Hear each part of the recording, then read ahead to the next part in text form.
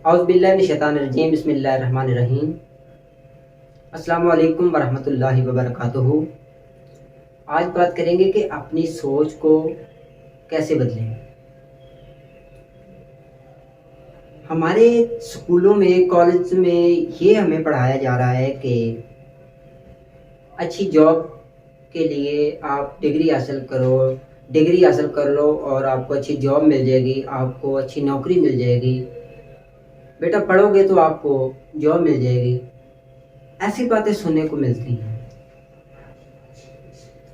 पूरे पाकिस्तान में अगर अंदाज़ा लगाया जाए तो लाखों के हिसाब से लोग डिग्रियां लेके निकलते हैं हर साल। तो कितनों को जॉब मिल जाती है? 50,000 को मिल गई, चले 1 लाख को लगा लेते हैं। 1 लाख को जॉब मिल गई, बाकी किधर जाएंगे? कोई खेती बाड़ी कर रहा है, कोई मिस्त्रियों के साथ दिहाड़ी लगा रहा है। मेरा आपसे ये सवाल है, क्या हमने जो डिग्री हासिल की है ये हमने दिहाड़ी करने के लिए की है? हमने डिग्री हासिल की है ये हमने खेती बाड़ी के लिए की है? किधर जाएंगे?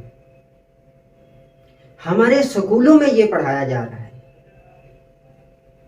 कि बेटा पढ़ लो, लिख लो, डिग्री हासिल कर लो, आपको अच्छी जॉब मिल जाएगी।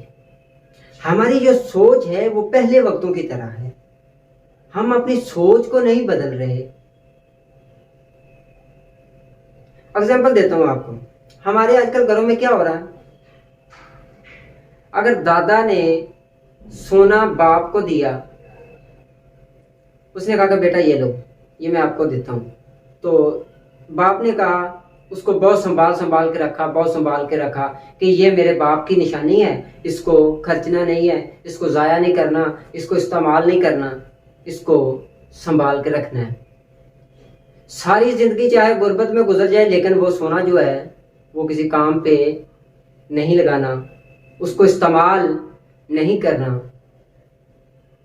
तो बाप ने आगे क्या किया कि बेटे को दे दिया सोना, और बेटे ने वो सोना संभाल के रखा कि ये मेरे बाप की निशानी है, और बाप के भी बाप की निशानी है, मेरे दादा की निशानी है, तो इसको जाया नहीं करना, इसको खर्चना नहीं है। सारी जिंदगी यही उनका हाल रहता है। जिंदगी चाहे गुर्बत से उनके घर में कोई चीज ना हो, लेकिन वो चीज को इस्तेमाल नहीं करेंगे। क्यों? कि ये दादा की निशानी है। और अल्लाह के बंदे, आप ये सोचो कि जो दादा ने आपको सोना दिया था उसको किसी अच्छे काम पे लगाओ, उसको किसी बिजनेस पे लगाओ, तो आप उससे कई गुना ज्यादा सोना हासिल कर सकते हैं। लेकिन हम ये बात नहीं सोचते, हमारे माइंड में ये बात आती नहीं है। हम कहते हैं कि हम ये कर ही नहीं सकते। हम अपनी सोच को बड़ा करते ही नहीं है। मैंने ना चाइनीज की एक बुक रीड की है, उसमें मैंने एक कहानी पढ़ी है, और वही कहानी पाकिस्तान में भी पढ़ाई जाती है, और वही कहानी जो है चाइनीज बुक में भी पढ़ाई जाती है। आप भी सब जानते हैं, उसका नाम है प्यासा कौवा नाम है। पाकिस्तान में जो कहानी पढ़ाई जाती है वो ये है कि एक कौवे को प्यास लगती है। कौवा प्यासा उड़ता है, उड़ता उड़ता एक जंगल में जाता है। उसे एक गड्ढा नजर आता है, उसमें देखता है कि पानी बहुत कम है, उसमें केंकरियां डालता है, उसमें पत्थर डालता है, पानी ऊपर आ जाता है, वो पानी पी के उड़ जाता है। हमारी कहानी खत्म हो गई। लेकिन चाइनीज की बुक में मैंने जो कहानी पढ़ी है वो उससे बहुत डिफरेंट है। उन्होंने क्या लिखा है कि उन्होंने कहा कि एक 19वीं सदी में एक कौवे को प्यास लगी है। कौवा उड़ता उड़ता एक जंगल में से उसका गुजर हुआ, तो वो क्या देखता है कि गड्ढा है, उसमें पानी बहुत कम है, उसमें कैंकरियां डालता है, पानी ऊपर आ गया, उसने पानी पिया और उड़ गया। कहते हैं कि 20वीं सदी में फिर एक कौवे को प्यास लगी। वो भी उड़ता उड़ता जंगल में गया, उसे एक गड्ढा नजर आया, उसने देखा कि पानी उसमें कम है, तो उसने सोचा कि मेरे बाप ने कैंकरियां डाली थी तो पानी ऊपर आ गया था, तो मैं भी कैंकरियां डालूंगा तो पानी ऊपर आ जाएगा। वो कैंकरियां डालता है, पानी ऊपर नहीं आता, क्योंकि कैंकरियां ज्यादा प्यासी थी, पानी थोड़ा था, पानी ऊपर ना आ सका और वो कौवा मर गया। फिर वो कहते हैं कि 21वीं सदी की बात है कि फिर एक कौवे को प्यास लगती है। वो भी उड़ता उड़ता जंगल में से गुजरता है, तो उसमें एक घड़ा नजर आता है। वो देखता है उसमें पानी बहुत कम है। वो घड़े के ऊपर बैठ के ये सोचता है कि 20वीं सदी में मेरे दादा को प्यास लगी थी, तो उसने अपने दौर के मुताबिक कैंकरियां डाली थी, पानी ऊपर आ गया था, वो पी के उठ गया। मेरे बाप को प्यास लगी, उसने देखा घड़े में पानी कम है, उसने कैंकरियां डाली, पानी थोड़ा था, कैंकरियां प्यासी थी, पानी ऊपर ना आ सका।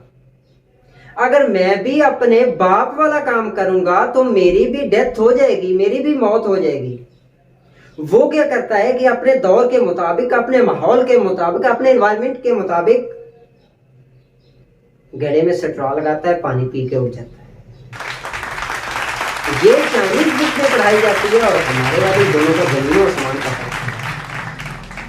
अरे अल्लाह के बंदे, पहले वाले जो दौर थे वो गुजर गए, पुराने वक्त वो गुजर चुके हैं। वो वाली सोच है, वो वाली आपको ज़हन से निकाल दें, अपनी सोच को बड़ा करें अपने दौर के मुताबिक, अपने माहौल के मुताबिक।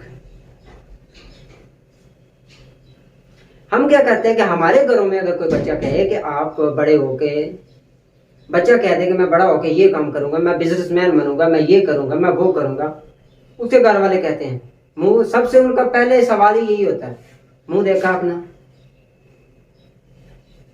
यही होता है सवाल।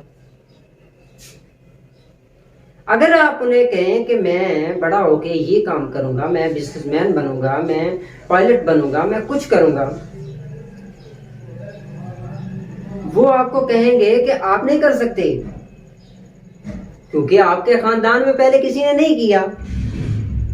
तो वो कैसे मान जाएंगे कि आप ये कर सकते हैं। लेकिन उसके लिए क्या जरूरी है, उसके लिए ये चाहिए आपको कि आपके अंदर सोच हो, पहले वक्तों वाली सोच को निकाल के अपने इस दौर के मुताबिक आप सोचें, इसके मुताबिक आप कोई काम करें, तो आप वो काम भी कर सकते हैं कि जो आपकी नस्लों ने नहीं किया। जब आपके घर वाले आपको रोकते हैं कि आप ये काम नहीं कर सकते, तो जब आप वही काम उन्हें करके दिखा देते हैं तो वो आपसे मुतासिर होते हैं, वो आपको अप्रिशिएट कर रहे होते हैं कि यार ये तो काम तेरी नस्लों में आज तक किसी ने नहीं किया, तू कैसे कर लिया। बात सारी आती है सोच पे। हम अपनी सोच को बदल कर बहुत कुछ कर सकते हैं, लेकिन हमारी जो सोच है वो पुराने वक्तों वाली जैसी है, पुराने दौर वाली है। हम अपने बाप दादा का दौर और था, वो उसके मुताबिक अपनी जिंदगी बेहतर गुजार गए हैं, लेकिन आज का जो दौर है ये और है। अगर हम इसके मुताबिक जिंदगी गुजारना चाहते हैं तो सबसे पहले हमें अपनी सोच को बदलना पड़ेगा। बदल सकते हैं सोच अपनी? कौन कौन कहते हैं कि मैं अपनी सोच बदल सकता हूं?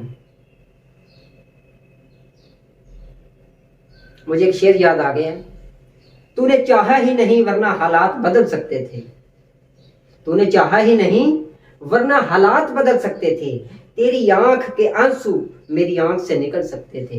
अरे तुम तो ठहरे रहे उस झील के पानी की तरह, अरे तुम तो ठहरे रहे उस झील के पानी की तरह, अगर दरिया बनते तो बहुत दूर निकल सकते थे।